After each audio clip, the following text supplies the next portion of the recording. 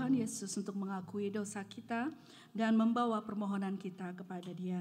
Let us come to the presence of Jesus our Lord to confess our sins and to bring our petitions before Him.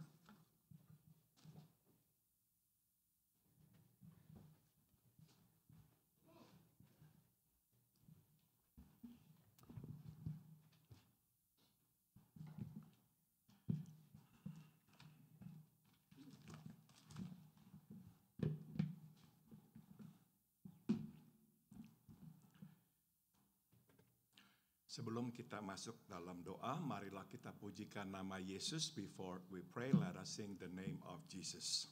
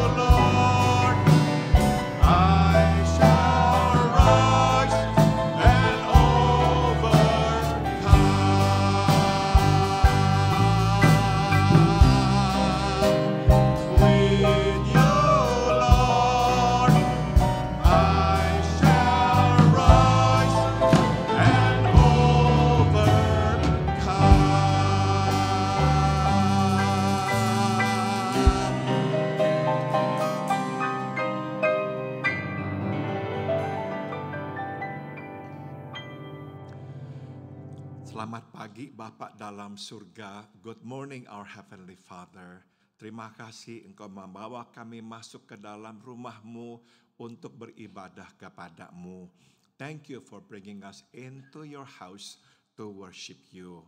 Kami naikkan syukur atas segala berkat yang Tuhan curahkan ke dalam hidup kami di hari-hari yang lampau. We give you thanks for every blessing that you have bestowed upon us in the days past.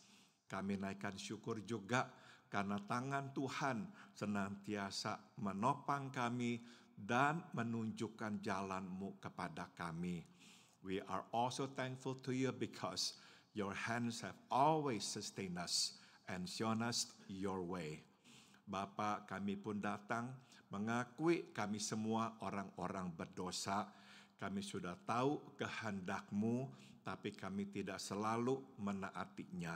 We also come before you to confess that we are sinners. We already knew what your will was, but we did not always obey you. Kami mohon, ampunilah kami. Basuh kami dengan darah-Mu. Dan tolong kami agar di hari mendatang, kami hidup seturut dengan kehendak-Mu. So we pray, Father, please forgive us our sins. Please wash us clean with your blood, and may in the days to come we live according to your will. Bapa, kami naikkan doa pula buat saudara-saudara kami yang tengah sakit. We also want to pray, Father, for our brothers and sisters who are ill. Banyak yang terkena flu. Kami mohon agar Tuhan menjamah dan menyembuhkan mereka. We pray, Father, for those who are suffering from flu. May you touch them, may you heal them, dear Lord. Kami juga naikkan doa terus buat Anyau dan Herwi. Biarlah Tuhan terus bersihkan tubuh mereka, beri kepada mereka kekuatan. We also continue praying for our sister Herwi and our brother Anyau. May you cleanse their bodies. May you give them strength, dear Lord. Kami juga berdoa buat Stephanie dan Mira supaya Tuhan terus memberikan kekuatan dan kesehatan kepada mereka. We also pray for our sister Stephanie and Mira. May you continue to strengthen them and to keep them healthy. Kami juga berdoa ya Bapak buat Om Arthur, buat Pak Andreas. Berilah kekuatan agar mereka terus bisa melanjutkan perawatan minggu demi minggu. We also pray for Om Arthur, for Pak Andreas in Indonesia. May you give them strength so they can go through the treatment week after week. Kami juga naikkan doa ya Bapak buat saudari Susan. Berilah kekuatan kepadanya agar dia sanggup menjalani perawatan. We also pray for our sister Susan. May you give her strength so she too, Lord, will be strong to go through treatment. Kami juga naikkan doa buat Encik Lina, buat Tante Sofia. Biarlah Tuhan juga kuatkan mereka sehingga mereka kembali bisa berdiri dan berjalan. We also pray, Father, for our sisters Lina and also Tante Sofia. May you grant them strength so that they can walk on their own again. Kami juga naikkan doa buat Budi, buat Tante Elvir dan Caitlin. Tuhan jamahlah mereka supaya mereka juga sembuh dan kembali dapat beribadah bersama dengan kami. We also pray for our brother Budi, for Tante Elvir, for Caitlin as well. May you touch them, heal them, strengthen them, dear Lord. We pray that one day Budi can come and worship with us again here. Kami juga naikkan doa ya Bapak buat Andri, buat Engkau Pardi, buat Encik Ina. Biarlah Tuhan terus beri mereka kekuatan, kesehatan, dan Engkau yang lindungi memori mereka agar mereka selalu mengenal kami dan diri mereka pula. We also pray for our sister Andri, for our brothers Kopardi, and also our sister Ina. May you keep them strong and healthy. May you keep their memories intact so they will always recognize us and themselves.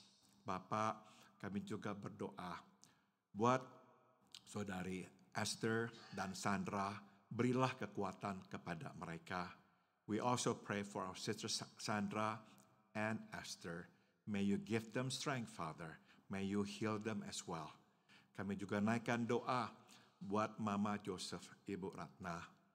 Biarlah Tuhan terus kuatkan tubuhnya dan Tuhan sembuhkan dia dari sakit penyakitnya. We pray, Father, for Joseph's mother, Ibu Ratna. May you also touch her, heal her, give her strength, Father. Kami juga berdoa buat Encik Alwan, buat Kok Fabian.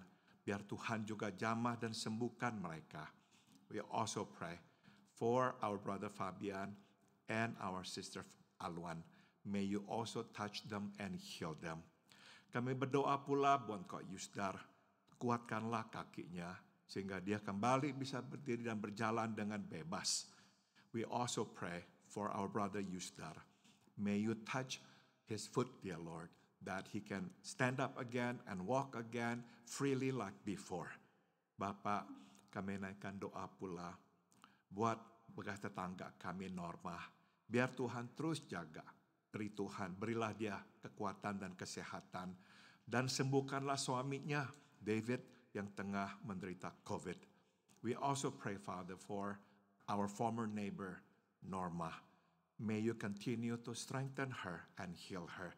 We pray for her husband, David, who is now in the hospital, suffering from COVID. May you touch him and heal him, dear Lord. Kami juga berdoa ya Bapak buat saudara-saudara kami yang tengah mengalami masalah dalam hidup. Tuhan tahu apa yang mereka hadapi. Kami bawa masalah itu ke tangan-Mu. Biar Tuhan yang tolong, Tuhan yang sediakan, Tuhan yang bukakan jalan. We pray, Father, for our brothers and sisters who are facing struggles. Lord, you know who they are and you know what their struggles are. May you help them. May you give them strength. May you provide for their needs. May you open the way for them. Terima kasih Tuhan Yesus. Thank you, dear Lord Jesus. Sekarang kami mohon berbicaralah. Kami siap untuk mendengarkan-Mu. And now we pray, Father, please speak to us. We are ready to listen to you. Dalam nama Tuhan kami, Yesus Kristus, kami berdoa. In the name of Jesus, our Lord and our Savior. We all pray. Amen.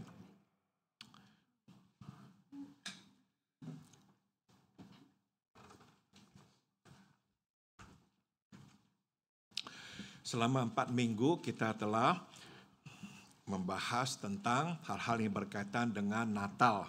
For the past 4 weeks, we have studied things that are related to Christmas. Hari ini adalah hari akhir atau minggu akhir, dan minggu depan adalah minggu awal di tahun yang baru. Jadi kita akan fokus pada kehidupan kita di akhir tahun dan kehidupan kita di awal tahun. Today is the last Sunday of the year, and next week is the first Sunday of the year. So we'll focus on our lives at the end of the year and our lives in the beginning of the year. Setelah itu barulah kita kembali kepada topik atau pembahasan kita yang diambil dari buku Korintus. And after that, we'll continue our studies from the book of 1 Corinthians. Tema khotbah pada pagi hari ini adalah diberkatilah orang yang murah hati karena mereka bukanlah orang yang bodoh. The theme of today's message is, Blessed are the merciful for they are no fool. Namun sebelum saya menyampaikan firman Tuhan, Santi dan saya akan bernyanyi.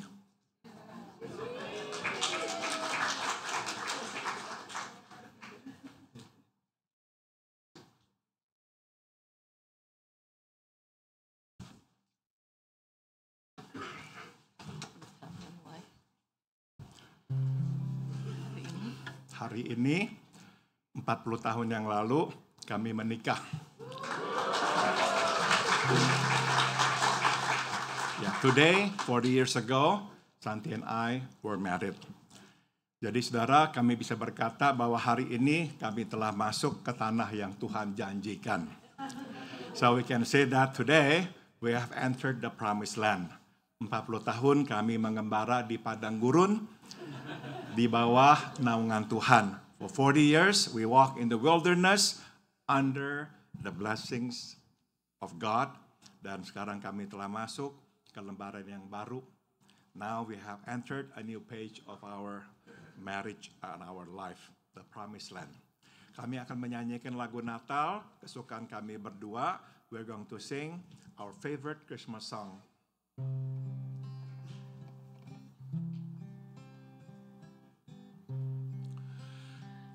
Dalam kandang yang senyap,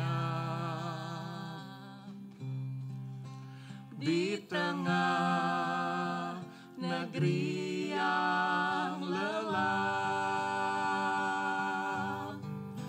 telah datang Juru Selamat dunia,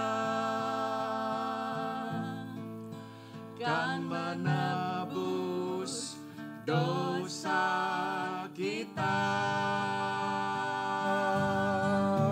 Dia datang sebagai Raja, juga putranya Allah.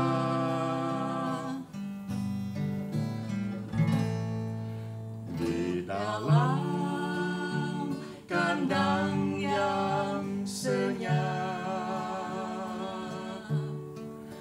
di tengah negeri yang lelah. Telah datang juru selamat dunia, kan menebus dosa kita. Dia datang sebagai Raja, juga putranya Allah. Dia datang sebagai Raja, juga putranya Allah.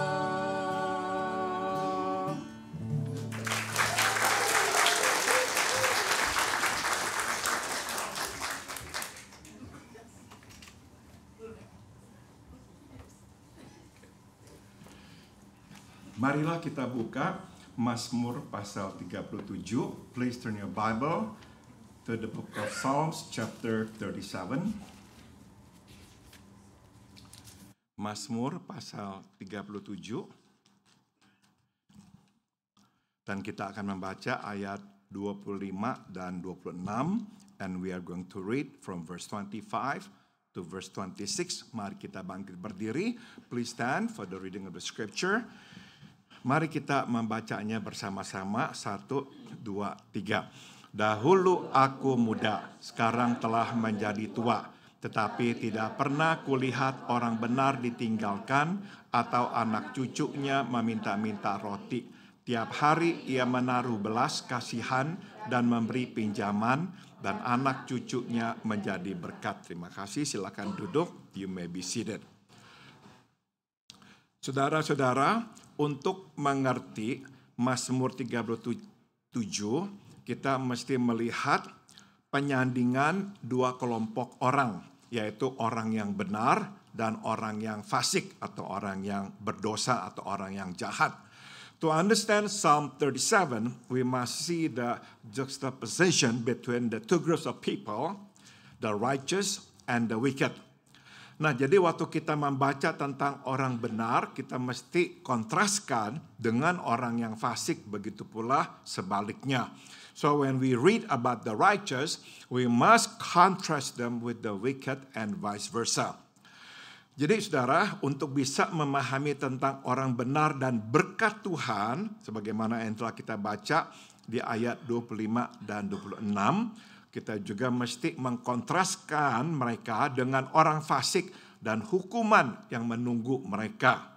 So, to understand about the righteous and the blessings of God in verses 25 and 26, we must then contrast them with the wicked and God's punishment that awaits them.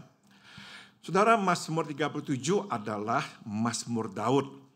Meskipun dia tidak menyebut siapa waktu dia bicara tentang orang fasik, namun kita bisa menduga salah satu di antaranya pastilah Raja Saul. Psalm 37 is a psalm of David. So even though he made no mention of who he was referring to when he talked about the wicked, we can surmise that one of them must be King Saul. Sebagaimana kita ketahui, semenjak Daud menjadi makin populer, Saul menjadi makin ketakutan. As we know, ever since David gained popularity, Saul became petrified. Nah, untuk melindungi taktanya, dia berikhtiar membunuh Daud. To secure his throne, he made it his mission to kill David. Sebagai akibatnya, selama bertahun-tahun, Daud hidup sebagai seorang pelarian di padang gurun dan di hutan-hutan. Ironisnya, Saul hidup dengan nyaman di istananya. Consequently, for years David lived as a fugitive in the desert and the forest, and ironically, Saul lived comfortably in the palace. Saul yang hidup tidak benar menikmati hidupnya, sedang Daud yang hidup benar menderita. Saul, who lived unrighteously, enjoyed his life, while David, who lived righteously, suffered. Dan untuk membuat masalah ini menjadi lebih buruk, Saul memerintah sebagai raja untuk waktu yang lama, kira-kira lebih dari 40 tahun. Yang berarti Daud harus menderita untuk waktu yang lama. And to make matters worse, Saul reigned as king for a long time, about 40 years, which means David had to suffer for long. Tidak heran pada akhirnya Daud mulai mempertanyakan Tuhan. It is no surprise that David began to ask questions to God. Saudara, kita semua bisa memahami apa yang dialami oleh Daud sebab mungkin kita pernah mengalami yang sama. We can understand what David went through because perhaps we have been there too. Kita mencoba hidup benar dan menyenangkan Tuhan dan tidak memuaskan keinginan kita sendiri. We try to live righteously and to please God and not our heart's desire. Kita berkorban buat Tuhan dan buat orang lain. Tapi kok kita tidak maju kemana-mana. Dan bahkan kita harus menghadapi pergumulan demi pergumulan. We sacrifice for God and others. But we go nowhere and ought to face struggle after struggle. Sebaliknya, orang yang hidup tidak benar. Orang yang tidak memikirkan Tuhan, apalagi orang lain. Hidupnya kok bahagia dan kok lancar. On the contrary, those who live unrighteously, who did not think of God or others, seem happy and live a smooth life. Tidak bisa tidak kita mulai berpikir, aduh ini tidak adil.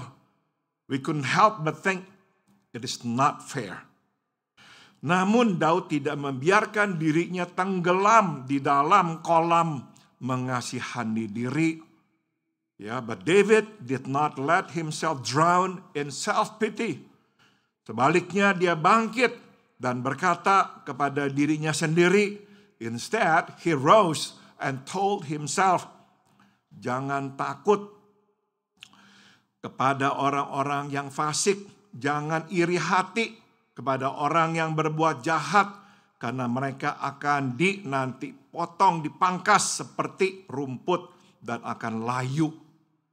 He said, do not fret because of evildoers, nor be envious of the workers of iniquity. For they shall soon be cut down like the grass and wither as the green herb. Saudara, adalah manusiawi untuk bertanya-tanya. It is human to wonder. Dan adalah juga manusiawi untuk merasa kecewa.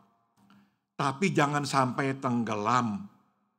Sebaliknya bangkitlah dan berkatalah kepada jiwa kita tentang kebenaran Allah.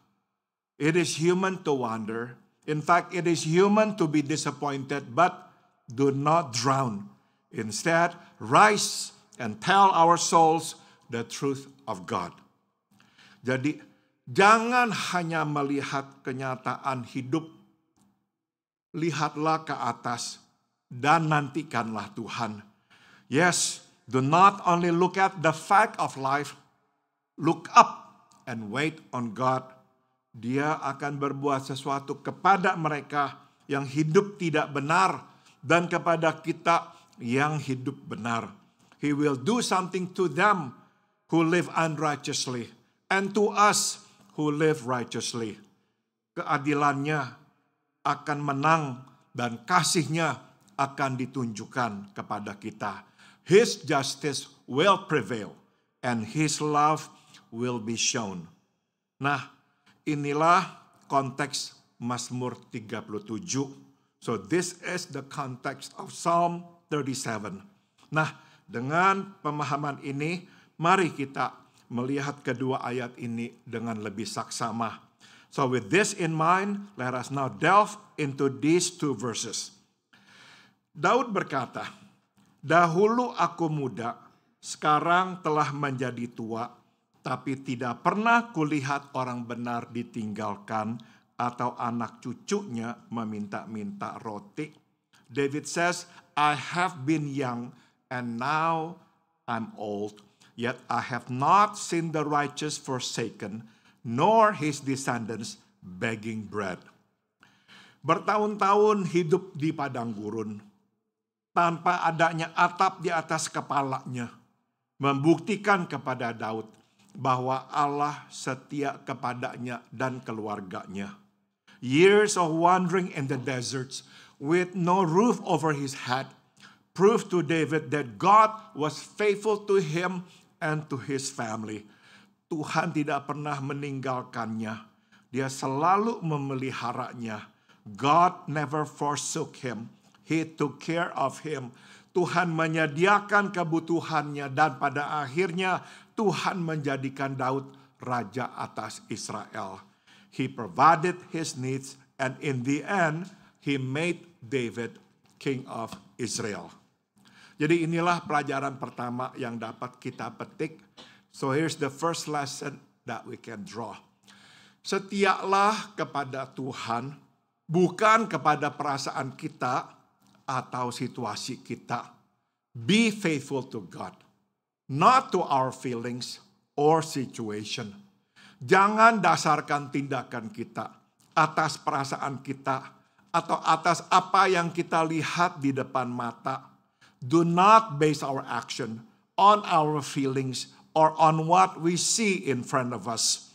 Sebaliknya, dasarkanlah tindakan kita atas karakter Tuhan, yaitu Ia setia. Instead, base our action on the nature of God, that He is faithful. Jangan berhenti hidup benar sewaktu orang lain berhenti hidup benar. Do not stop living righteously, even when others have stopped. Sebaliknya, ikutlah kehendak Tuhan dan jalannya. Instead, follow God's will and God's way. Sebagaimana dinyatakan di ayat 3 di pasal yang sama dengan begitu indahnya. As beautifully stated in verse 3 of the same chapter. Percayakanlah kepada Tuhan dan lakukanlah yang baik.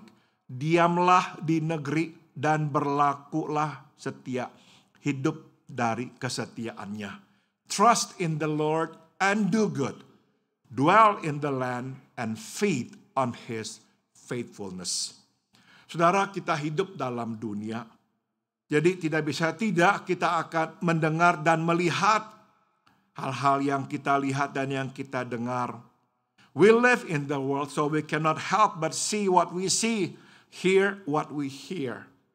Dan kita juga merasakan sesuatu waktu kita melihat ketidakadilan, kejahatan orang, dan penderitaan yang mesti kita alami. And we feel what we feel in response to injustice, the evilness of man, and the pain and suffering we must endure. Namun, jangan hidup dari semua ini. But do not feed on this. Sebaliknya, kita hidup dari kesetiaan Tuhan. Instead, feed on the faithfulness of God. Inilah yang seharusnya menjadi makanan kita, makanan jiwa kita. This is what we should feed our souls on. Ini yang disaksikan oleh Daud bahwa Tuhan setia, Dia tidak meninggalkan kita dan Dia bersama kita. And this is what David attests, that God is faithful, that He'll not forsake us, and He is with us. Karena kejahatan satu orang sebangsanya, Corrie ten Boom harus menderita di penjara oleh Nazi pada masa Perang Dunia Kedua. Dan kehilangan ayahnya serta kakak perempuannya. Because of the evilness of one man, her own countrymen, Corrie ten Boom had to endure Nazi imprisonment during World War II and lost her father and sister. Namun di dalam situasi yang begitu buruklah dia dapat melihat Tuhan. But it was also during that dire situation that she could see God. Dia tidak meninggalkannya. He did not abandon her. Lewat hal-hal yang sederhana, Tuhan menunjukkan kesetiaannya kepada dia. Through various simple things, God showed himself faithful to her. Dan di dalam penderitaannya lah, Kori bisa melihat Tuhan. Dan pada akhirnya melihat bahwa Tuhan memakai semua ini untuk membangun sesuatu yang indah. And it was in these trials and hardships, Kori was able to see God and in the end to see how God used all this to build something wonderful. Dari situlah lahir kesaksiannya yang luar biasa. Hence came her powerful testimony.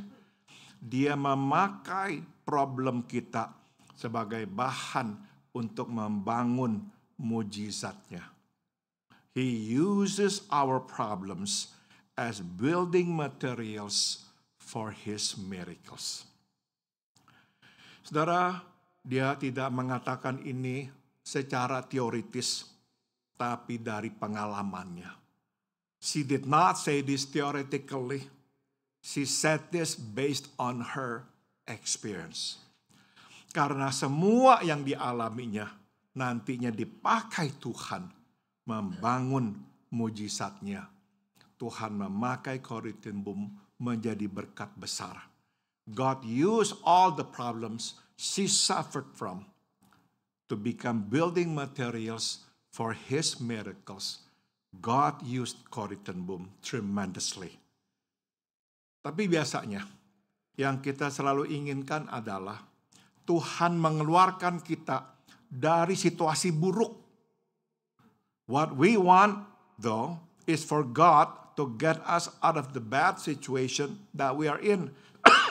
Itulah biasanya doa kita, dan sewaktu Tuhan melakukannya, bagi kita itu bukti kesetiaan dan kasih-Nya. That is usually our prayer. And when God does that to us, it is a proof of God's faithfulness and love. Tapi saudara, kesetiaan Tuhan tidak diperlihatkan dengan mengeluarkan kita dari situasi yang kita hadapi. Kesetiaan Tuhan diperlihatkan dengan cara Dia menemani kita di dalam situasi buruk yang tengah kita hadapi. God's faithfulness is not only shown in getting us out of the difficult situations that we are in. His faithfulness is also shown in being with us in the dire circumstances that we are in. Ingat, Dia memakai persoalan kita untuk menjadi bahan membangun. He is using our problems as building materials. Sewaktu Corrie dan kakaknya Betsy dipindahkan ke barak 28, bukan saja mereka harus hidup berdesak-desakan di sel yang kecil, mereka juga harus hidup bersama dengan banyak sekali kutu. When Corrie and her sister Betsy were transferred to Barrack 28, not only did they have to live in a packed cell, but they also had to live with fleas. Nah, di dalam kondisi yang begitu buruk, tanpa harapan, Corrie menangis berkata kepada kakaknya, "Kutu, Betsy, tempat ini nih begitu banyak kutu. Bagaimana kita bisa hidup di tempat seperti ini?" In that hopeless situation, Corrie cried to her sister, "Fleas, Betsy, the place is swarming with them. How can we live in such a place?" Tapi Betsy tidak menangis bersama adiknya. Dia malah berdoa, Tunjukkan bagaimana. Instead of crying along with her, Betsy prayed, "Show us. show us how. That's the picture of Betsy. Begitu Betsy selesai berdoa, dia menemukan jawabannya. Yaitu dari perenungan firman Tuhan di pagi hari itu. As soon as Betsy finished praying, she found the answer from that morning's Bible reading. Yang diambil dari 1 Tesalonika 5:18. Taken from 1 Thessalonians 5:18, give thanks in all circumstances, for this is the will of God in Christ Jesus. Mengucap syukurlah dalam segala hal. Sebab itulah yang dikehendaki oleh Allah dalam Kristus Yesus bagi kamu. Setelahnya, dia mengajak Kori berdoa bersamanya, bersyukur kepada Tuhan untuk setiap hal yang ada di dalam barak ini. With that, she then asked Kori to pray with her and to thank God for every single thing about this new barracks. Nah, saudara, dari bukunya The Hiding Place, kita dapat baca, gara-gara banyaknya kutu di situ, maka para penjaga penjara jarang datang untuk mengecek mereka. Dan itu memberi kesempatan kepada mereka untuk mempelajari firman Tuhan dan berdoa. From her book, The Hiding Place, we can read that because of the fleas, the prison guards rarely came to check on them, which gave them opportunities to conduct Bible studies and prayers. Tuhan berada di situ, di dalam sel penjara. God was there in the prison cell. Saudara, kecenderungan kita sewaktu menghadapi masalah adalah kita berkata, Tuhan meninggalkan kita. What we usually do is when we face a problem is we say, oh, God has abandoned us. God has forgotten me. Tuhan telah melupakan saya. Kadang-kadang malahan kita marah dan berkata, Tuhan itu jahat kepada saya. Sometimes we even say things like, oh, God is so mean to me. Tidak, saudara-saudara. That is not so. Tuhan bersama kita di dalam persoalan hidup kita. God is with us in our problems. Kenapa dia ada bersama kita dalam persoalan kita? Why is he in our problems? Karena dia mau memakai problem kita untuk membangun hidup kita. Because he wants to use our problems to build our lives. Membangun iman kita. To build our faith. Membangun kasih kita kepadanya dan kepada sesama. To build our life to him and to others. Nah, itu sebab saudara, jangan kita berkata Tuhan kok jahat atau Tuhan kok jauh, maka saya mengalami musibah ini. So do not ever say, God is mean to me. God has abandoned me because I have this problem. Tidak. Dia berada di situ bersama kita. Dan dia akan menunjukkan mujizatnya kepada kita. He is there with us. And he will show us his miracles. Mari kita lihat ayat 26. Let us continue with verse 26. Firman Tuhan berkata, tiap hari dia bermurah hati dan memberi pinjaman. Anak cucunya diberkati. He is ever merciful and lends. And his descendants are blessed. Verse 26. Saudara, bagian kedua dari ayat ini dapat pula diterjemahkan dan anak cucunya menjadi berkat. The second part of this verse could also be translated, and his children are a blessing. Dan kata berbelas kasihan atau bermurah hati dapat pula diterjemahkan berbelas kasihan, dan kata memberi pinjaman dapat diterjemahkan bermurah hati. And the words merciful can also be translated full of compassion.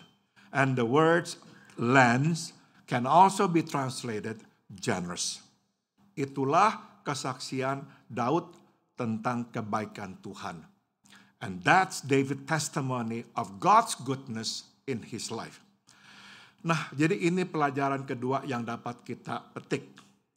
Jadilah berkat bukan saja dalam musim yang baik, tapi di dalam segala musim kehidupan. Here's the second lesson we can learn.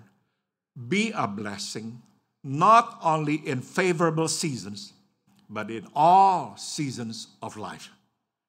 Memang tidak susah menjadi berkat bila semua berjalan baik dan kita melihat hidup ini adil. It is not hard to be a blessing when everything is going well and we see that life is fair. Tapi sulit menjadi berkat bila hidup susah dan buat kita tidak adil. But it's hard to be a blessing when life is tough and is not fair. Biasanya yang kita lakukan suatu hidup menjadi sulit dan tidak adil adalah kita berhenti menjadi berkat. Kita berhenti berbuat baik. What we normally do when life is tough and not fair is we stop being a blessing. We stop being good. Namun, jangan tunggu sampai hidup menjadi baik, menjadi adil kembali, baru menjadi berkat. But do not wait till life becomes easier and fair again to be a blessing. Sebaliknya, berbelas kasihan dan bermurah hatilah. Bukan saja sewaktu kita berkelimpahan, tapi juga sewaktu kita berkekurangan. Instead, be merciful and generous, not only when we have much, but also when we have little. Kita mungkin tidak bisa memberi banyak, tapi kita mesti terus memberi. We may not be able to give as much, but we must continue to give. Kita mungkin tidak bisa menolong seperti sedia kala, tapi jangan berhenti menolong. Berbuatlah sesuatu sebisa kita. We may not be able to help like before, but do not stop helping in any way we can. Saudara, berkat yang kita berikan kepada orang akan kembali kepada kita, menjadi berkat buat kita semua. The blessing we share with others will turn back to us. It will be a blessing to us. Benar, belum tentu dalam bentuk berkat materi. Kadang dalam bentuk berkat rohani. Yes, it's not always in the form of material blessing. At times it is in the form of spiritual blessing. Sudah tentu ada kepuasan tersendiri menerima berkat materi. Tapi saudara, kepuasan yang datang dari berkat rohani melampaui, melebihi berkat materi. There is of course satisfaction in receiving material blessings. But the satisfaction that comes from spiritual blessings far exceeds that of material blessings. Waktu kita melihat orang yang susah memperoleh pertolongan yang telah didoakannya, atau kita berbagian di dalam pergumulan seseorang, ini adalah berkat tersendiri.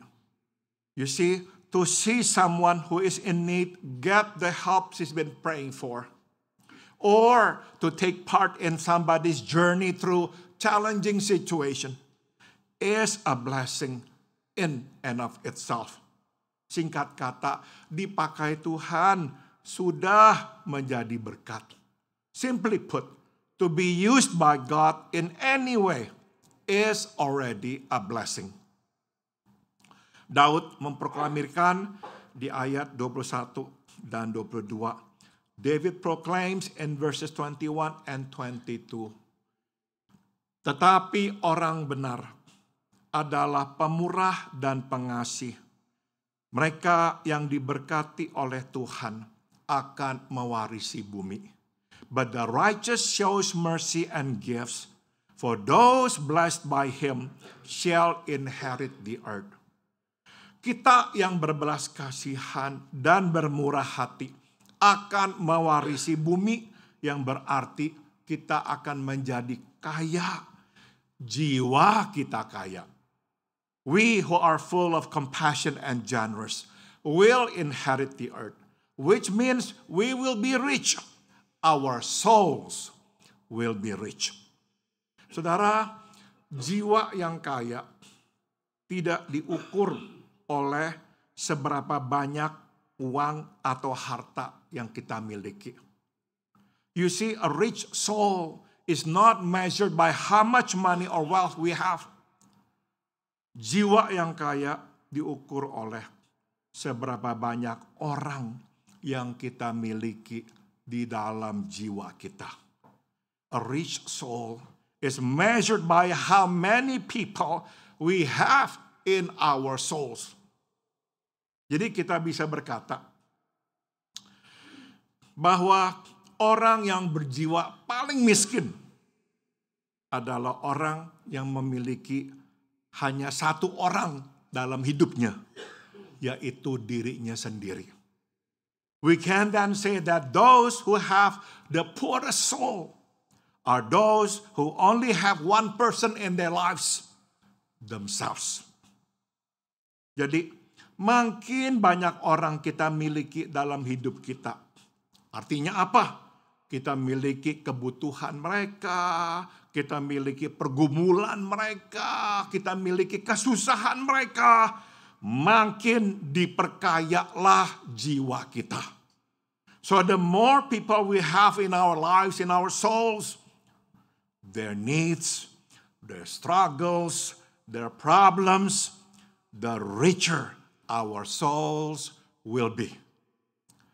Makin banyak orang yang kita pikirkan, kita terlibat dalam hidup mereka, kita doakan, makin diperkaya jiwa kita. You see, the more people we think about, the more people whose lives we are involved in and we pray for, the richer our souls will be. Jadi saudara, orang yang paling menjemukan di dunia ini bukanlah orang yang tidak bisa berguyon atau bercanda. So you see, the most boring people in the world are not those who cannot crack a joke. Orang yang paling menjemukan di dunia ini adalah orang yang tidak bisa membuka jiwanya buat orang lain untuk masuk. The most boring people in the world are those who cannot crack their souls for others to come. Bukan saja menjemukan, mereka adalah orang-orang yang kesepian.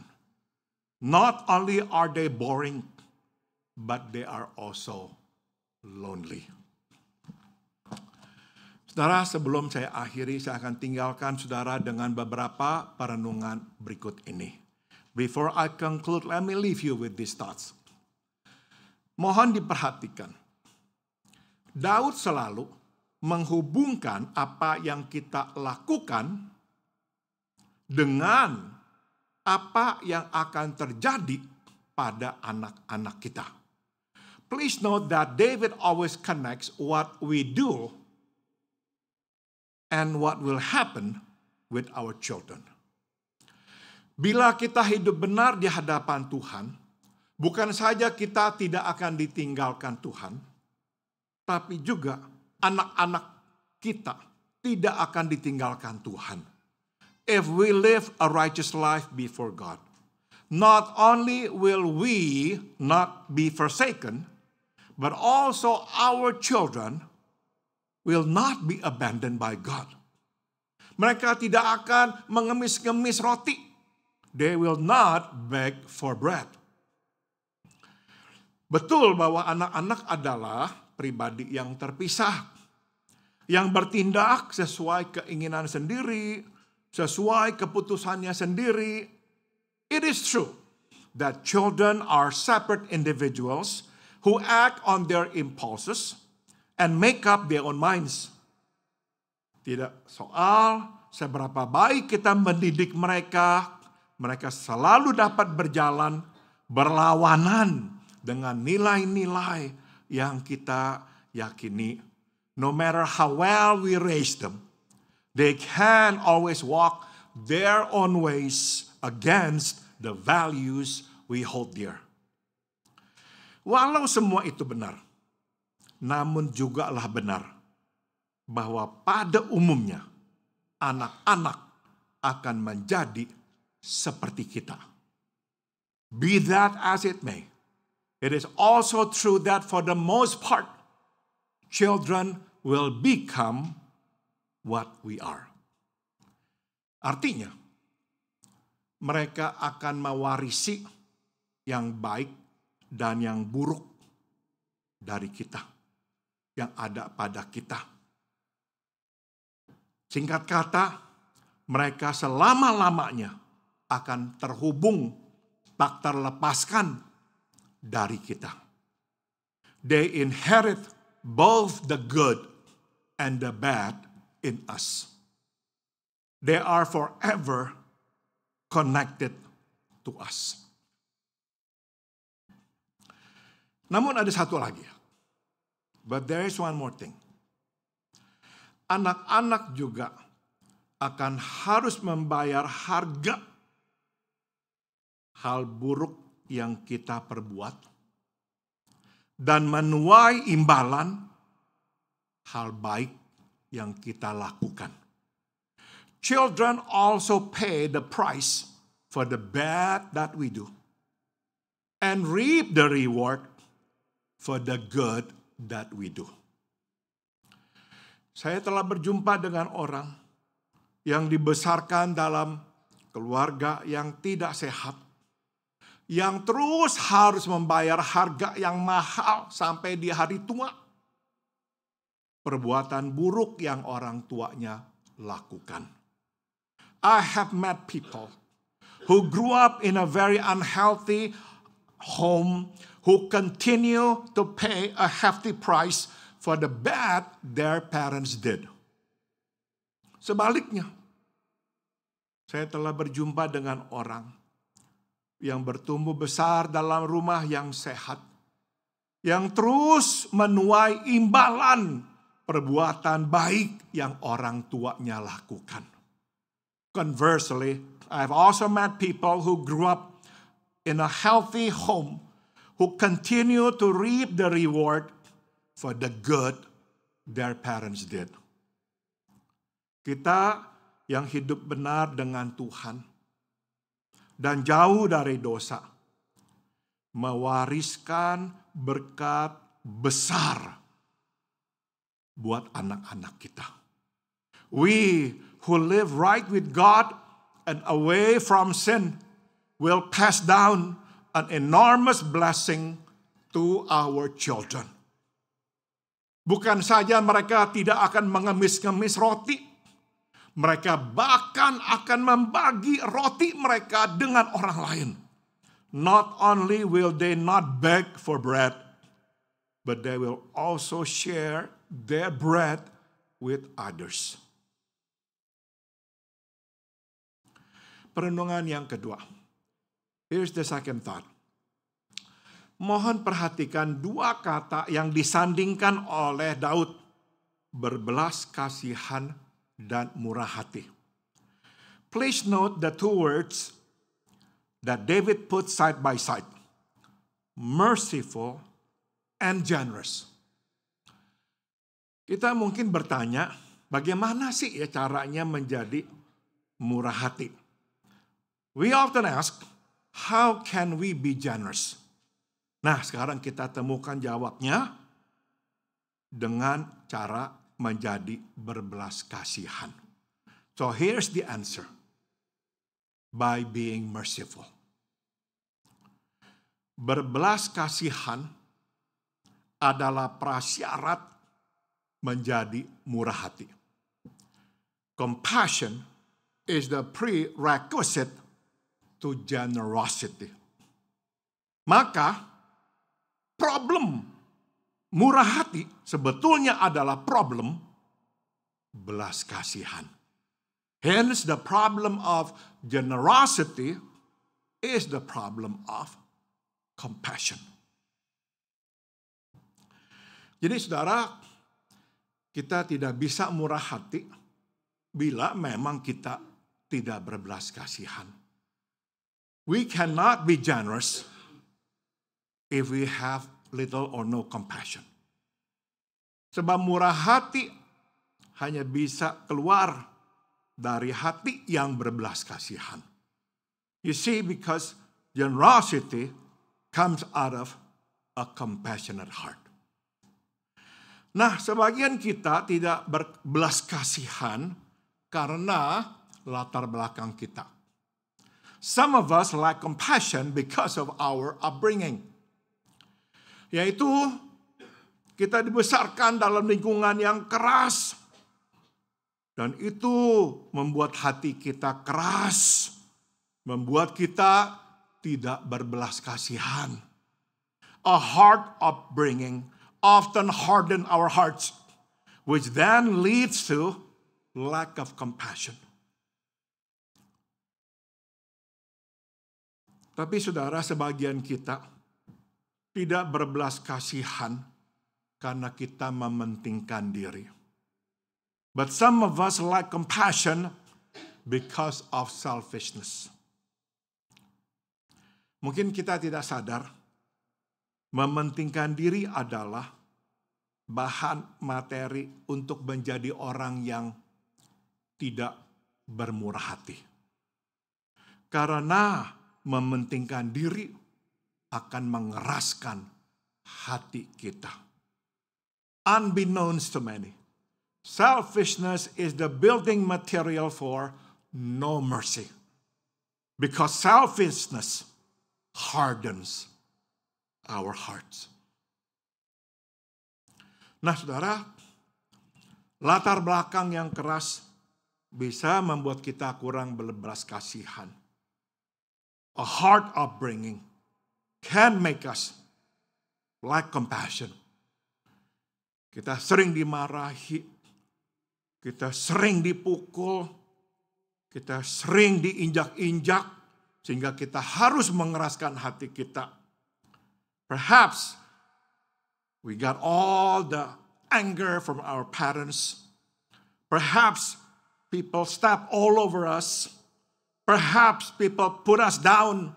And all that harden our hearts. We ought to be strong. We cannot let ourselves be weak.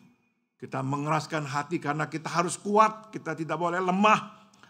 Tapi perlahan-lahan hati kita akhirnya menjadi keras.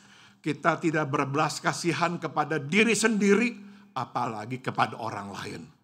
But because of it, we have little compassion to ourselves, let alone to other people. Tapi saudara, kelompok kedua adalah memang orang yang mementingkan diri. Bukan karena hidupnya keras, bukan. Justru seringkali hidupnya terlalu gampang. Makanya jadinya tuh selfish. The second group are those who actually live a very easy life. Maybe they come from a privileged home. But because of it, they become selfish. Nah, saudara, orang yang mementingkan diri. Orang yang keras hati. Those who are selfish. Those who have a hardened heart. Nah, di antara dua ini, yang lebih susah berubah, yang kedua, yang mementingkan diri. So out of the two, selfishness is harder to change. Kita yang bertumbuh besar dalam lingkungan yang keras, bisa belajar berbelas kasihan dengan cara melihat orang, menunjukkan belas kasihan, dan kita menerima belas kasihan. We who grew up in hard home environment can learn to grow compassion by seeing others showing mercy and by our receiving mercy. Malangnya, hal yang sama tidak berlaku untuk orang yang mementingkan diri. Unfortunately, this won't work for us who are selfish.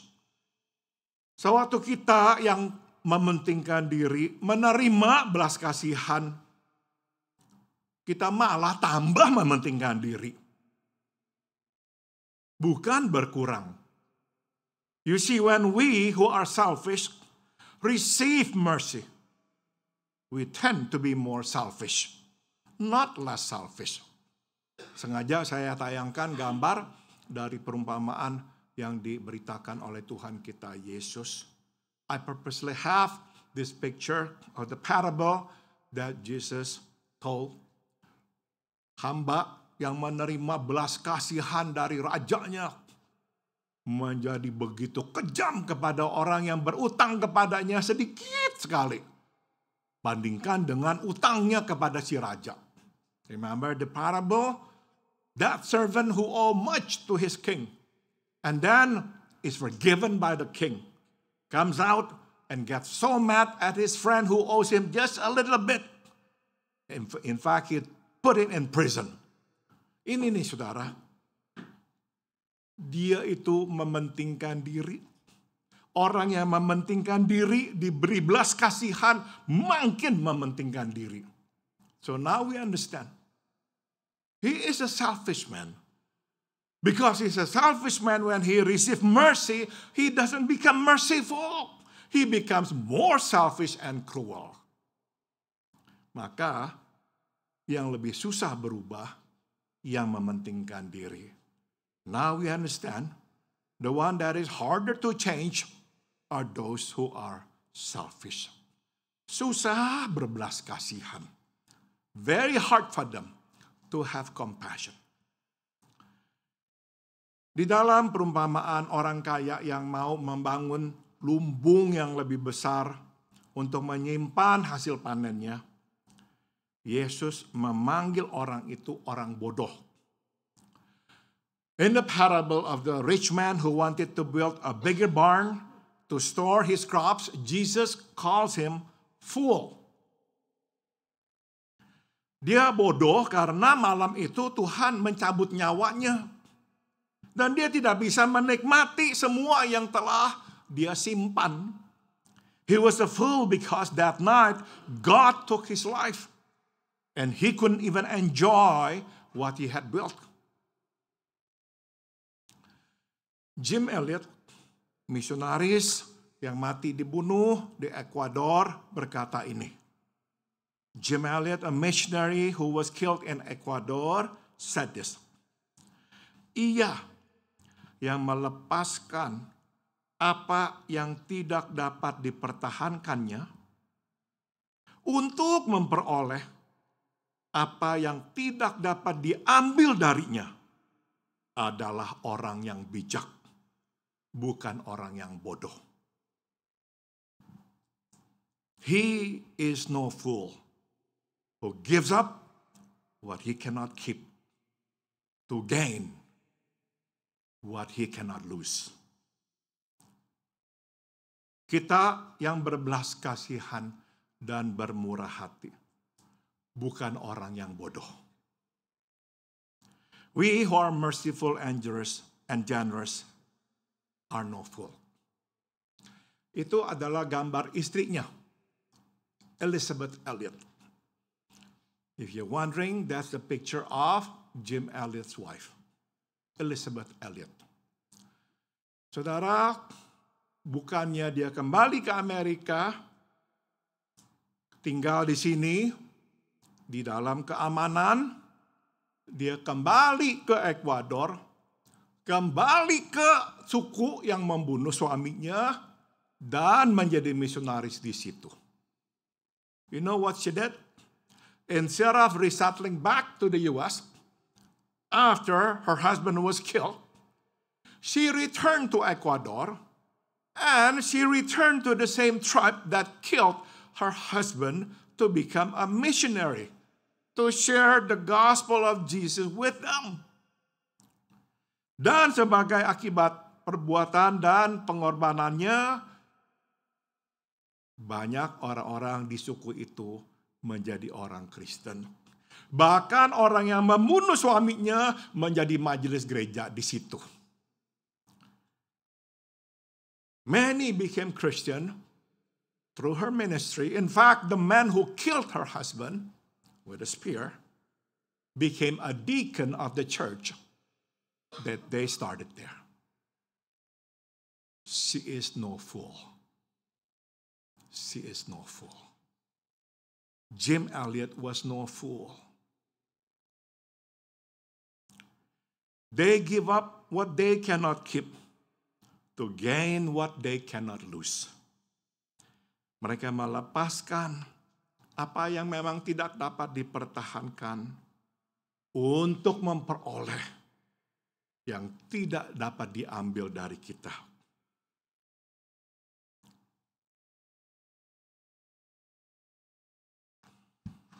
Mari kita sekarang berdoa.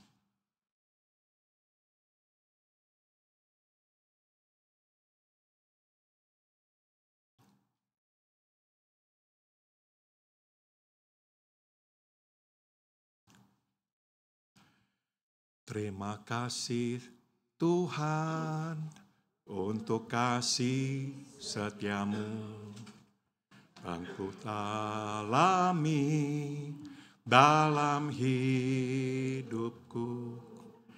Terima kasih Yesus untuk kebaikanmu sepanjang hidupku. Terima kasih Yesusku buat anugerah yang Kau beri, sebab hari ini Tuhan adakan syukur bagimu. Terima kasih Tuhan. Terima kasih Tuhan untuk kasih setiamu yang ku alami dalam hidupku. Terima kasih Yesus untuk kebaikanmu sepanjang hidupku. Terima kasih Yesusku buat anugerah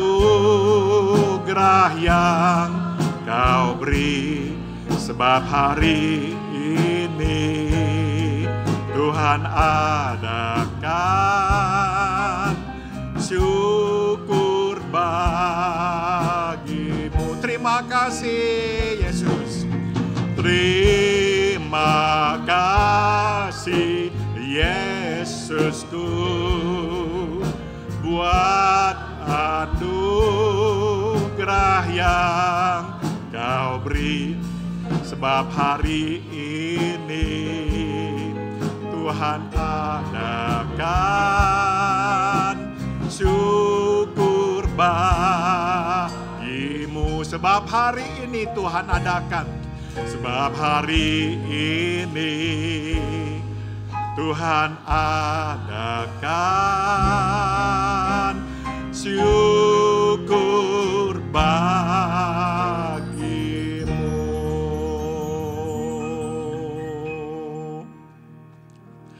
Betapa besar berkat-Mu buat kami hari lepas hari, tapi kadang kami luput melihatnya. Oh Lord, how much You have blessed us, but oftentimes we fail to see them. Karena mata kami tertuju kepada diri kami. Because Lord, we only think about us. Jadi buka mata kami untuk melihat sekeliling kami. So we pray. Please open our eyes that we may see others. Biarlah waktu kami melihat, kami tergerak oleh belas kasihan. Kami memberi dan makin memberi kami akan makin melihat berkat-Mu. So we pray, please open our eyes that we may see clearly and give generously. Because by giving generously, we will receive more and more blessings from you. Dalam nama Tuhan Yesus kami berdoa. In the name of Jesus we all pray. Amin. Makasih.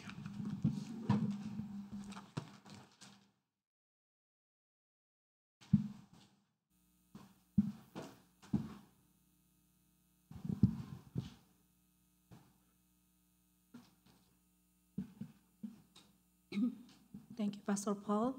Luar biasa firman Tuhan yang mengingatkan kita semua. Kiranya kita semua bisa menjadi orang-orang yang bijak, bermurah hati, berbelas kasihan. Marilah kita responi firman Tuhan pada hari ini dengan bangkit berdiri. Kita angkat pujian. Tiap langkahku diatur oleh Tuhan. Each step I take, my Savior goes before me.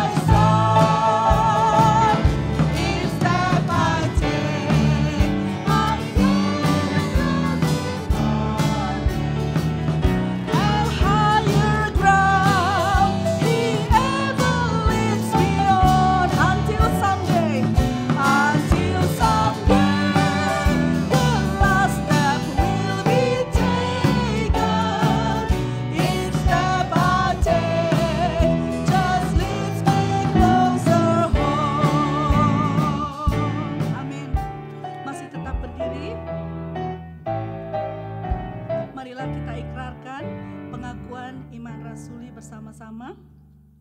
Please remain standing as we read the statement of faith as summed up in the Apostolic Creed dalam bahasa Indonesia.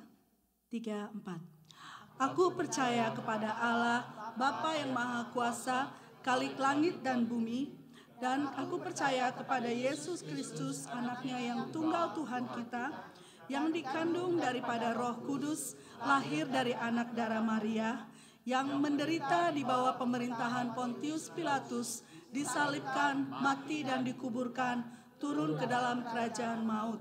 Pada hari yang ketiga, bangkit pula dari antara orang mati, naik ke surga, duduk di sebelah kanan Allah, Bapa yang Maha Kuasa, dan akan datang dari sana untuk menghakimi orang yang hidup dan yang mati. Aku percaya kepada Roh Kudus, gereja yang kudus dan am, persekutuan orang kudus, pengampunan dosa, kebangkitan daging, dan hidup yang kekal. Amin. Silakan duduk.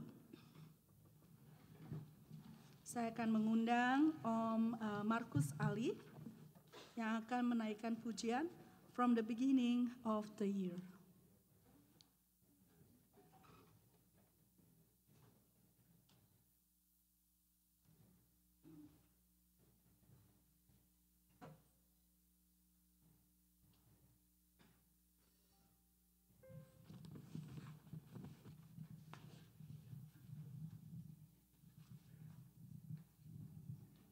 Selamat pagi.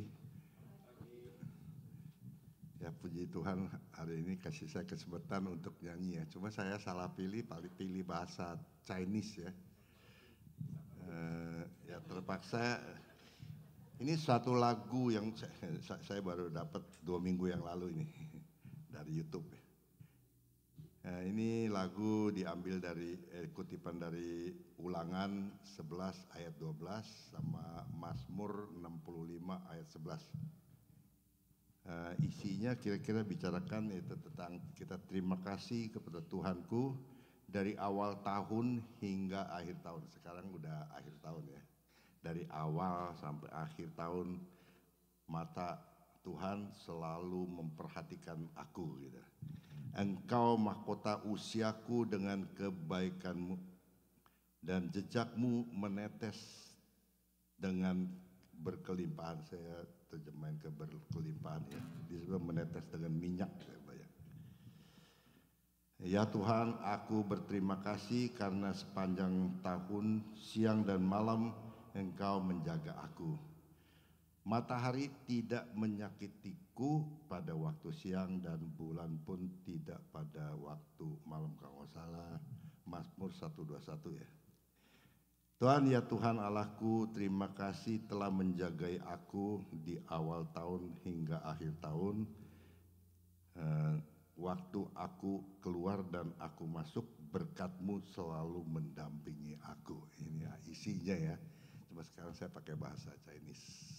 Terima kasih.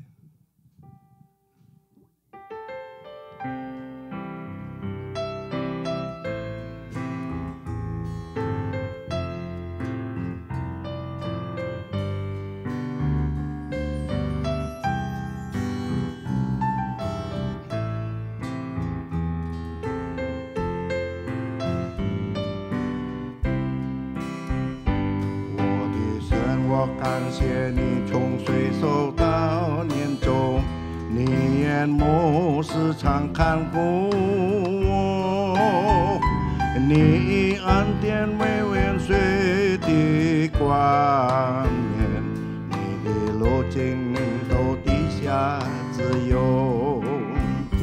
我的神，我感谢你从岁首到年终，日日夜夜你都看顾着，白日太阳比不上我，夜间月亮比不害我。神啊，我的神，我感谢你，感谢你如此看顾我。从岁首到年终，从岁首到年终，使我出也蒙福，入也蒙福。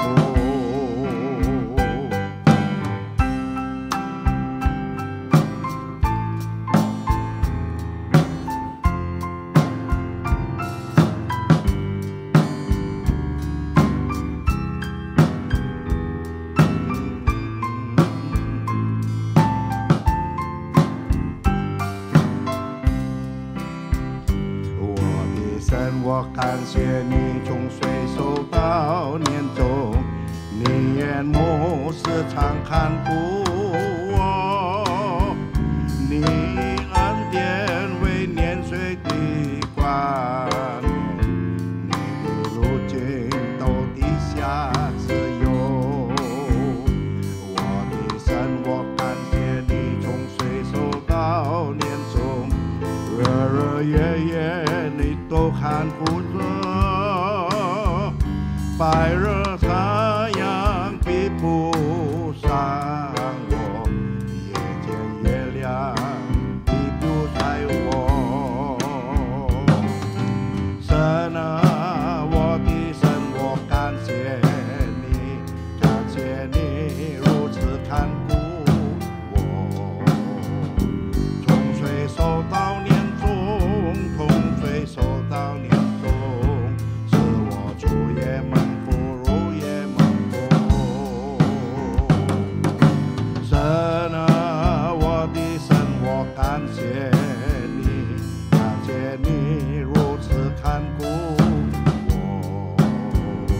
从岁首到年终，从岁首到年终，使我出也蒙福，出也蒙福。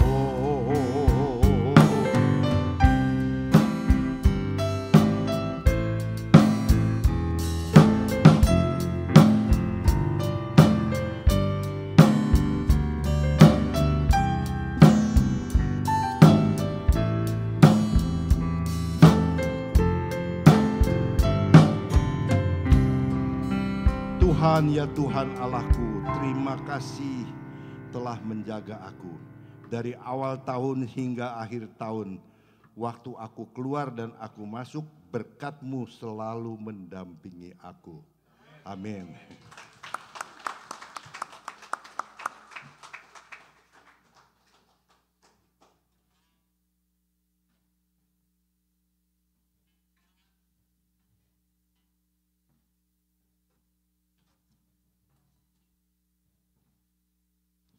Terima kasih banyak Om yang mengingatkan kita dan pasti Tuhan akan menolong kita, memberkati kita di tahun yang baru ya. Marilah kita membawa persembahan syukur kita kepada Yesus Tuhan dan Gembala kita yang telah memberkati dan memelihara hidup kita. Saya undang mereka yang bertugas untuk maju ke depan. Let us come and bring our offering of thanksgiving to Jesus our Lord and Shepherd who has blessed us and provided for all our needs.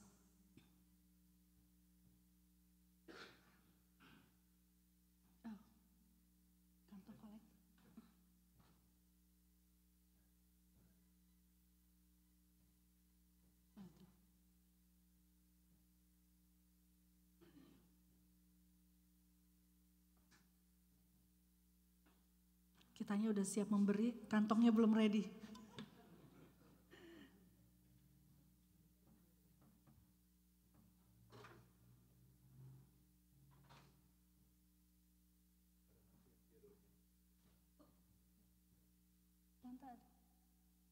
Ini ada ini. Oh, cuma satu. Ya.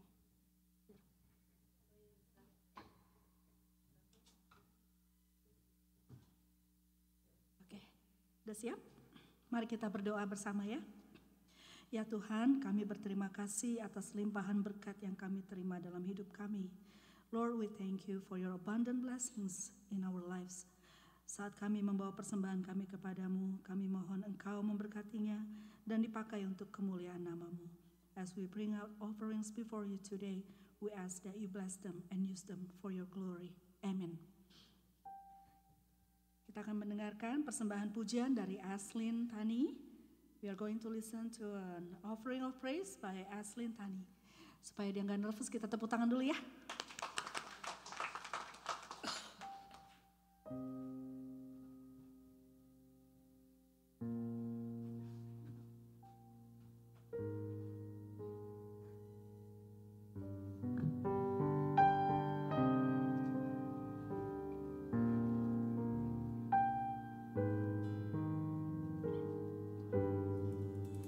What child is this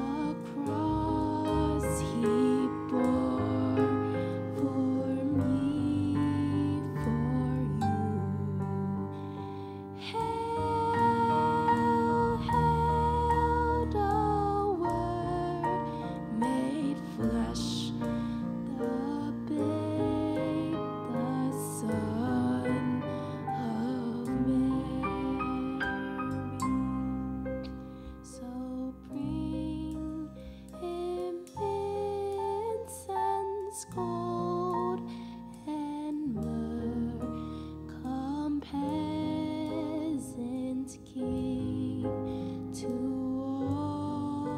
own him, the King of kings, salvation brings. Let loving hearts enthrone him.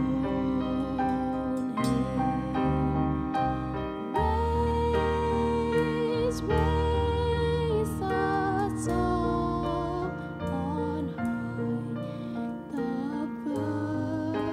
Virgin sings lullaby.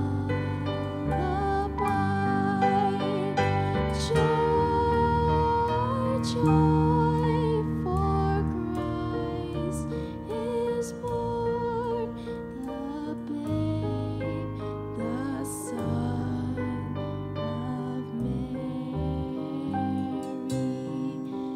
the babe, the Son of Mary.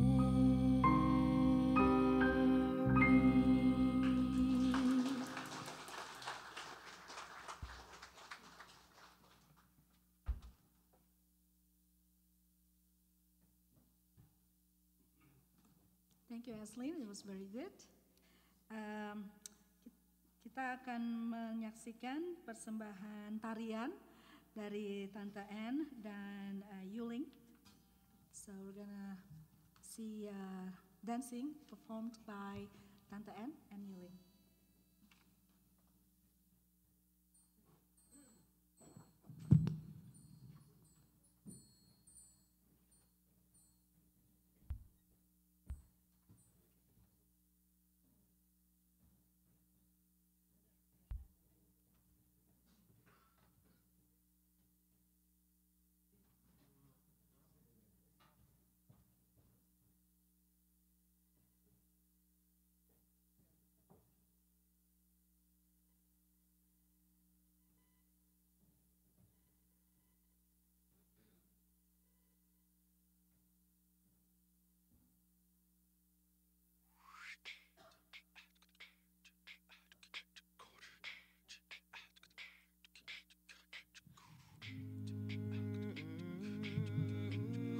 Yeah, sorry, I have to move this, otherwise you can see our feet.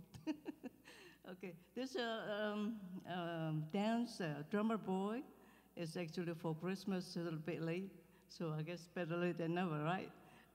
But not late for New Year. You remember my friend, Yuling? Yeah, she's back. Yeah, for today anyway. Okay, all right, enjoy.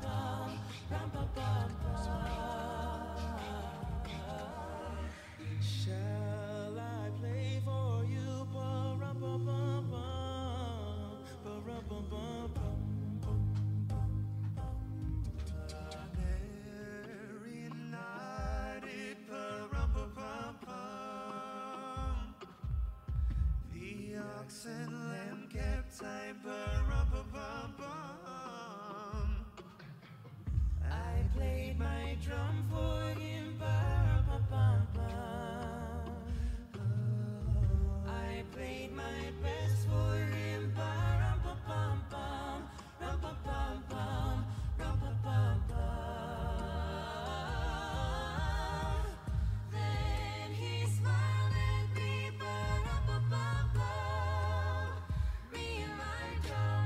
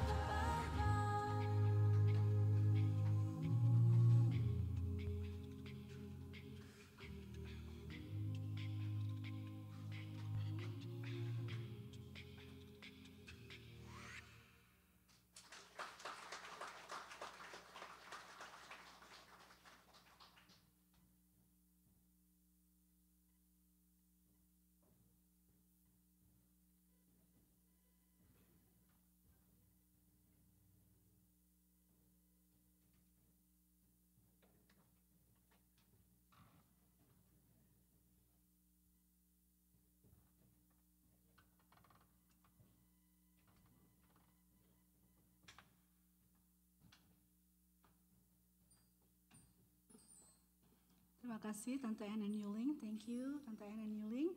Nanti bapak-bapak di rumah ambil galon air ya. Duh.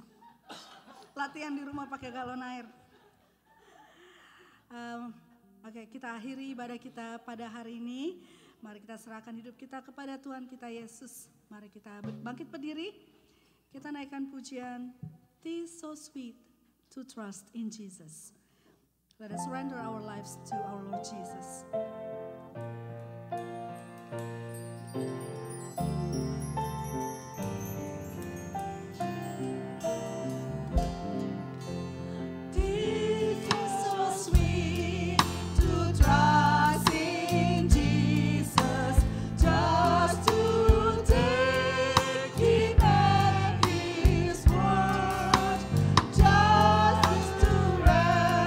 Upon his promise.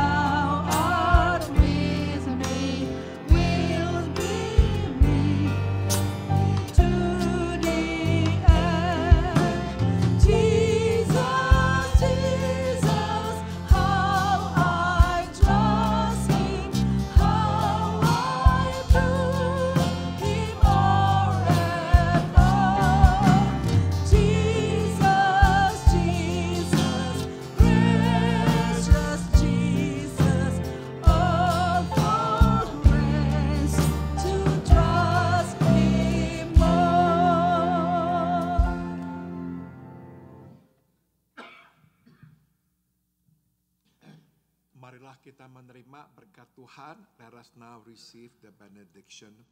Biarlah kasih karunia dari Tuhan kita Yesus Kristus, may the grace of our Lord Jesus Christ, biarlah kasih tak berkesudahan dari Allah Bapa, may the unceasing love of God the Father, dan biarlah persekutuan serta kekuatan dari Roh-Nya yang kudus beserta dengan kita, and may the fellowship and the power of the Holy Spirit be with us dari sekarang sampai kita berjumpa dengan Tuhan kita Yesus di sorga nanti.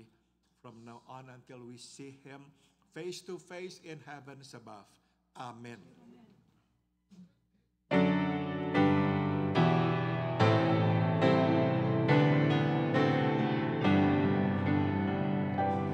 Puji Allah Bapa Putra, puji Allah Roh Kudus, ketiganya yang esa, pohon selamat sumber berkat. Amin.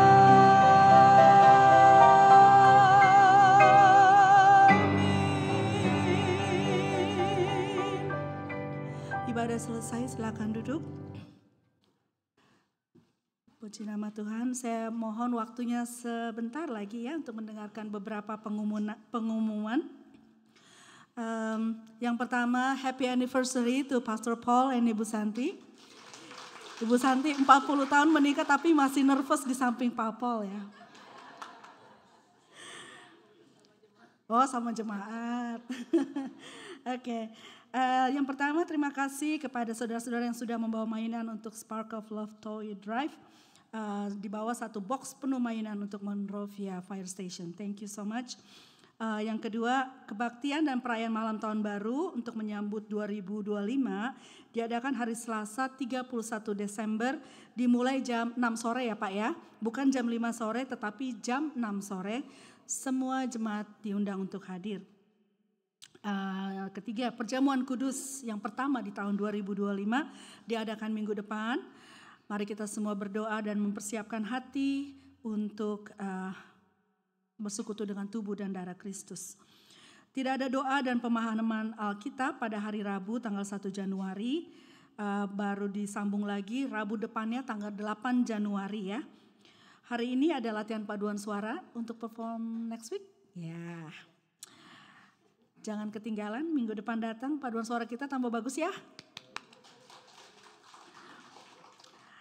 Terima kasih bagi mereka yang sudah ambil bagian dalam pelayanan hari ini. Tuhan Yesus memberkati kita sekalian. Apakah ada di antara kita yang baru pertama kali beribadah bersama kami? Sebelah sini ada? Any visitor to just join us for the service today? Ada? Atau gak ada yang mau ngaku? Ada? Gak ada? Oke. Selamat ulang tahun. Yang pertama Mia Cahyadi, tanggal 30 Desember besok ya. George Setiawan tanggal 30. Bapak Budi Dharma Diraga tanggal 1.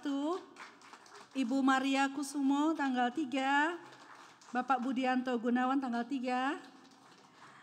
Monique Grossman tanggal 3. Oh, 3. Tante Sumi tanggal 4 Januari. Happy birthday Tante. Happy birthday untuk semuanya. Mari kita berdoa untuk persekutuan di meja makan.